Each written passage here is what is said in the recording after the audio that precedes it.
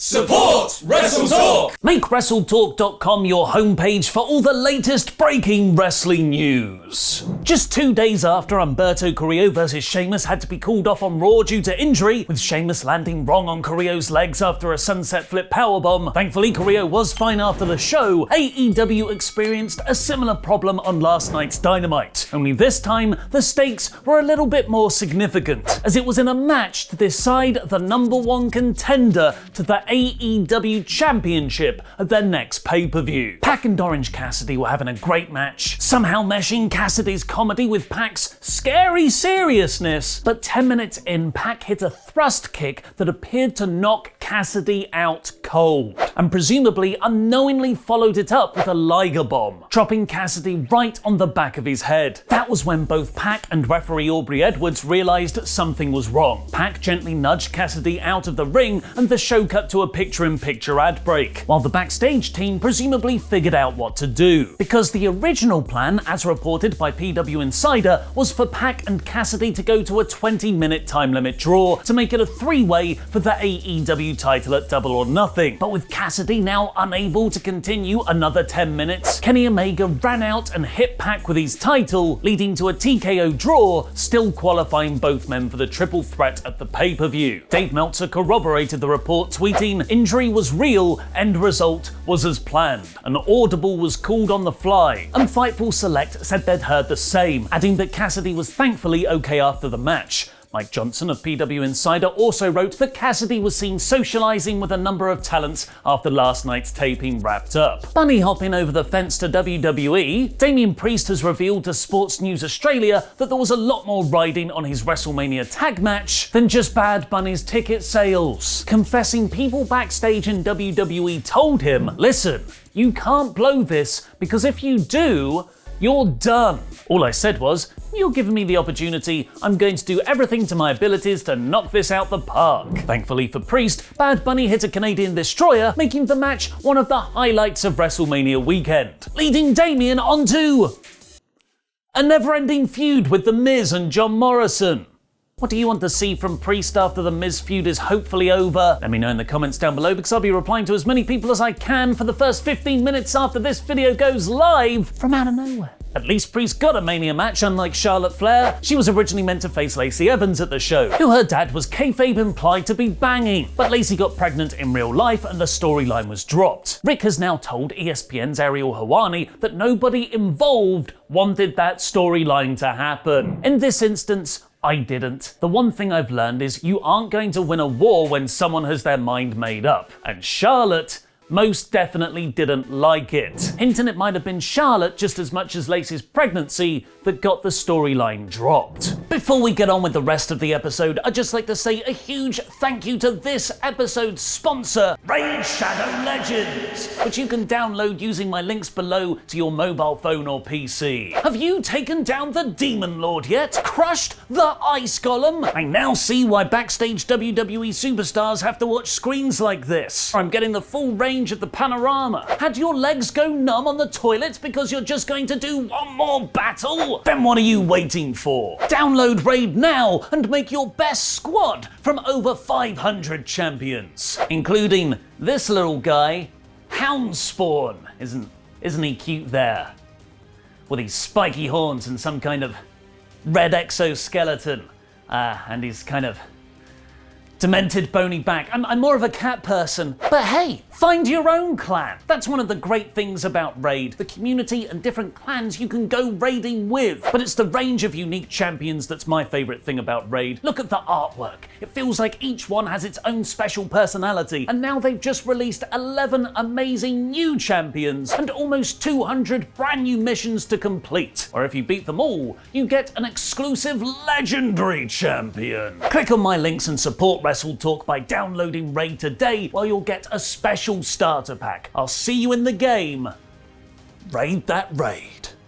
Now it's Thursday, you know what that means. My review of last night's AEW Dynamite in about 5 minutes. The show had a fantastic cold open of both Jon Moxley and Nagata warming up ahead of their IWGP US title match to start the episode, which didn't just see the New Japan Forbidden Door kicked off its hinges and thrown hard way into AEW's face. It also saw Tony Khan's latest Apple Music track purchase, Wild Thing. You make my Moxley sing.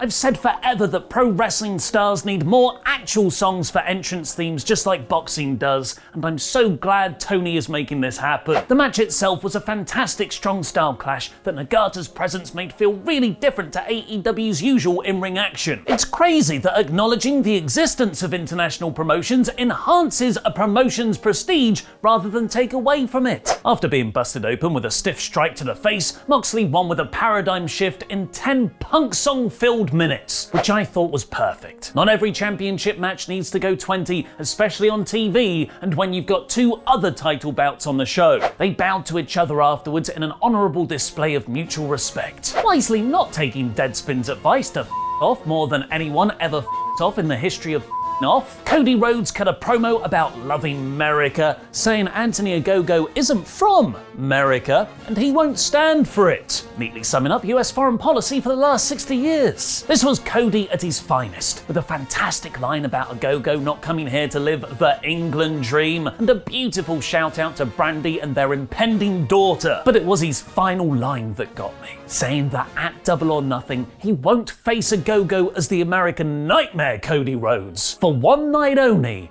he'll do it as the American Dream.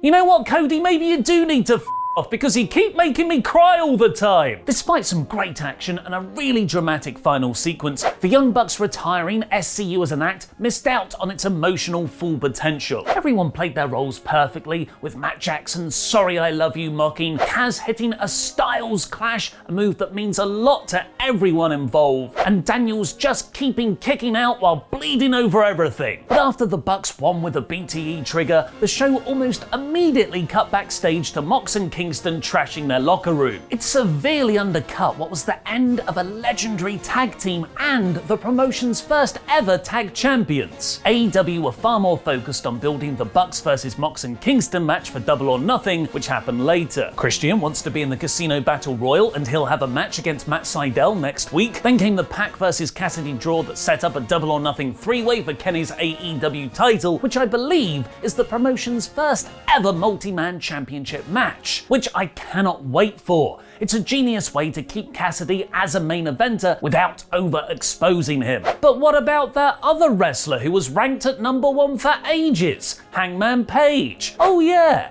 he weirdly lost his first match in ages against Brian Cage 2 weeks ago. They'll have a match at Double or Nothing. It's almost like Page lost that match on purpose so he wouldn't have to deal with fighting his former best friend again. I can't, the feels are too much! Thanks for your support on Patreon. We'll always mark out for Ollie, Landrum, and Luke's favourite fan, the one, the only, the awesome Bubba. The Pinnacle came out to gloat about their blood and guts victory, with MJF wearing a literal crown. His motivation has always been seeing Chris Jericho's spot and wanting it like a spoiled child. And to be fair to the guy, he provided statistical proof, claiming he's the new demo god, having won the #1 ranked show on cable last week. But just like Cassidy and Pac, or Moxley and Kingston, or Britt Baker in a sit-down interview with JR later on, one of AEW's great strengths is being able to do broad comedy and deadly serious angles with the exact same characters. It's MCU levels of investment. The surviving members of the Inner Circle, Sammy Hager and Ortiz, drove out on a little bit of the bubbly tank and revealed Jericho in the back wearing a sling. They covered the Pinnacle in champagne, Stone Cold style, and MJF challenged them to a Stadium Stampede match at Double or Nothing. This was undoubtedly entertaining, and I popped for everything, but I'm a simple creature that doesn't know what's best for it. This is far too too soon for a rematch, for Jericho to come back,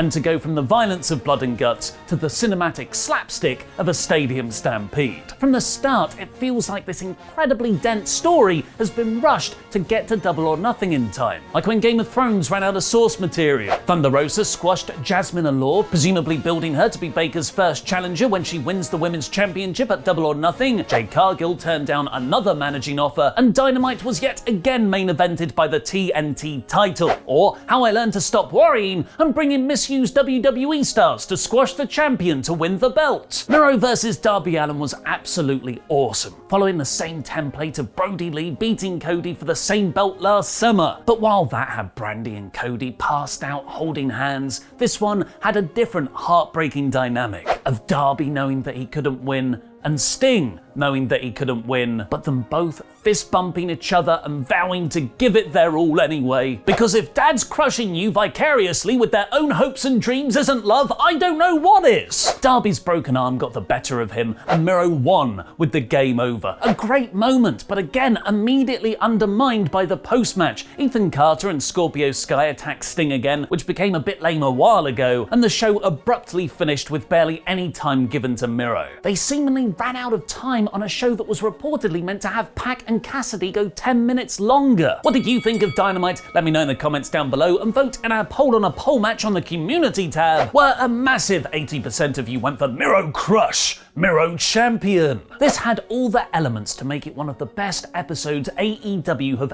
ever done. SCU breaking up, Miro winning, a freaking New Japan match. But the show rushed over parts that really needed time to breathe, so I'll have to knock a point off. This week's Dynamite is 4 out of 5. Just a little bit of housekeeping. We're trialing our Friday WrestleTalk news episodes going up a bit later in the day so we can cover the most up-to-date wrestling news for you with the Wrestling Observer newsletter coming out. That'll be 12 PM Eastern, 9 AM Pacific, and 5 PM in the UK. I'd know those nipples anywhere. Because they're mine! I can't believe it. Who, me? Those are the nipples of Christopher. Ridiculous. Look how old that photo is. My God. My goodness. But why did you put my body onto Chris's head? I don't understand.